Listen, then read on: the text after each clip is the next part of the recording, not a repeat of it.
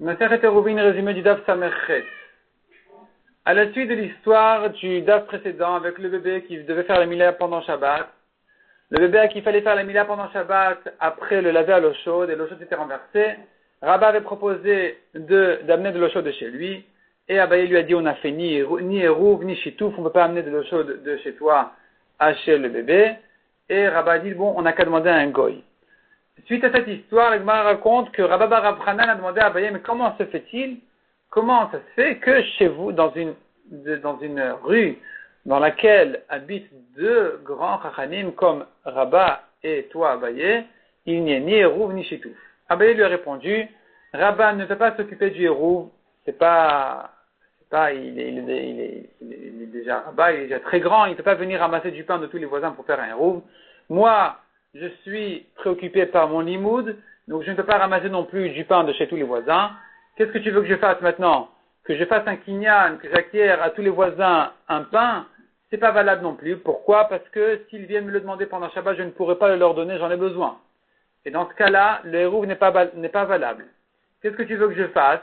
Alors il lui dit, mais tu pourrais donner de ta cave, faire un kinyan sur un révit de vinaigre, que tous les voisins deviennent associés sur ce révit-là de vinaigre, et que ça puisse servir donc pour le hérouv et le chitouf, et sur ça, certainement, tu n'as pas de problème de le donner à celui qui demande en plein Shabbat, donc ça devrait être valable. Abaye lui a répondu, je pense qu'on ne peut pas faire, je pense comme la Braïta, une contradiction entre les Braïtot, et moi, Abaye, je pense comme la Braïta, qui tient qu'on ne peut pas faire de hérouv ni de chitouf sur quelque chose qui n'est pas défini. Dire, dans la cave, il y a un révit qui va servir pour le hérouv ou pour le chitouf, c'est pas possible. La Gemara explique que la marloquette entre les braïtot, en réalité, elle dépend de la question à savoir est-ce que yesh brera ou en brera. Comme on a vu dans les prakim précédents, si je dis yesh brera, c'est-à-dire que il s'avère rétroactivement que c'est ça le révit qui était destiné à être pour le hérouv depuis le début.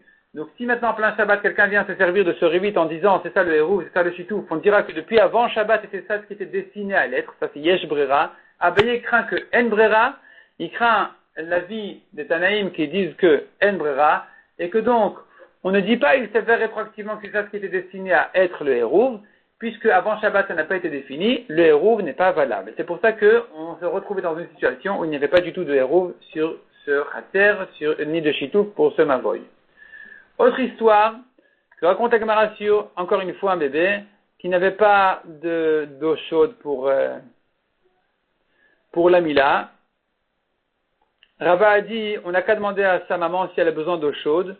Si elle a besoin d'eau chaude, puisqu'elle est encore un peu considérée comme malade, même après 7 jours de l'accouchement, si elle dit qu'elle a besoin, on a le droit par un goy de faire des melachot pour elle. Donc, dans ce cas-là, si elle a besoin d'eau chaude, on dira au goy de chauffer de l'eau pour la maman et en même temps, on ajoutera encore un petit peu pour le bébé. Troisième histoire, encore une fois, un bébé qui devait faire la mila pendant Shabbat. Et l'eau chaude s'est renversée comme d'habitude. Cette fois-ci, l'histoire s'est posée devant Rava. La question était posée chez Rava.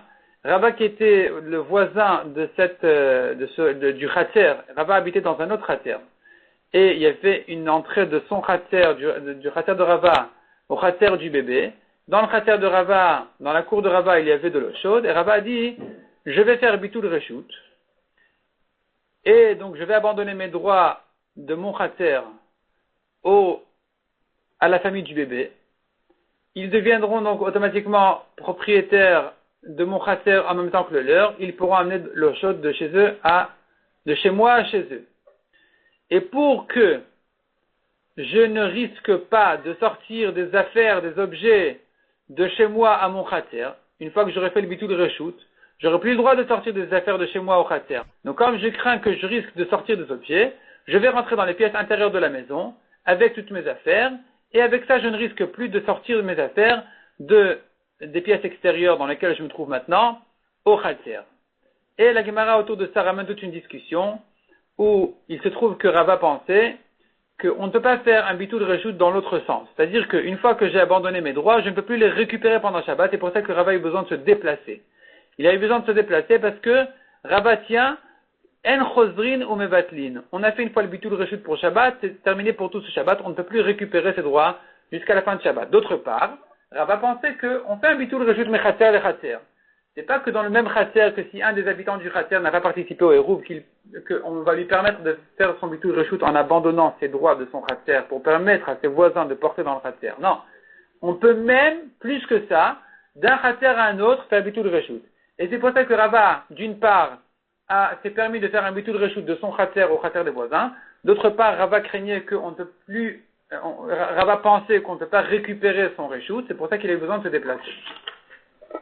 La Gemara au début voulait comparer ces deux halachot en demandant à Rava, mais c'est une contradiction. Comment d'une part, tu permets de faire mes Khatser les Khatser, d'autre part, tu tiens qu'on ne peut pas récupérer ses droits pendant Shabbat. Apparemment, une halakha devrait contredire l'autre. La Gemara dit non, pas du tout.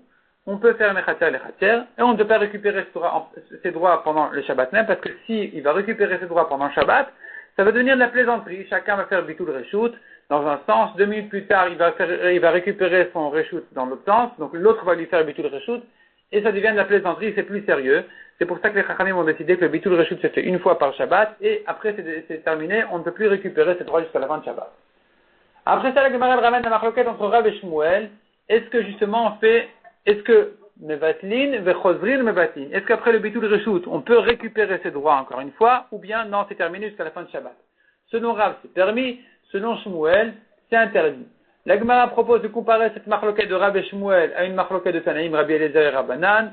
La Gemara au début repousse la comparaison, mais à la fin de la sugia, la Gemara, elle accepte la comparaison. La Gemara ensuite veut comparer cette marloquette de Rav et Shmuel à une autre marloquette Tanaïm, et la Gemara cette fois-ci repousse la comparaison.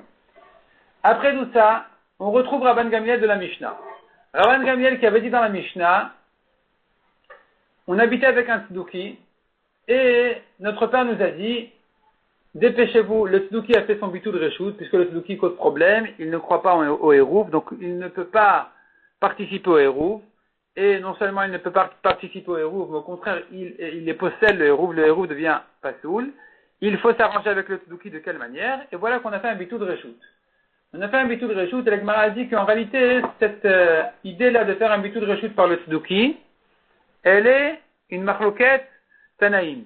Selon Tanakama, le tzduki est comme un goy, donc il ne fait pas de bitul reshoot. On ne peut faire que srihout, on ne peut que louer de ce tzduki-là ses droits dans le khatser, de même qu'on aurait fait pour un goy. Selon Rabban Gamliel, il est suffisant de faire un bitul reshoot, simplement, il faut se dépêcher à profiter de son bitul reshoot avant qu'il change d'avis. Ou plutôt, disons, avant que le tzduki vienne se comporter comme propriétaire.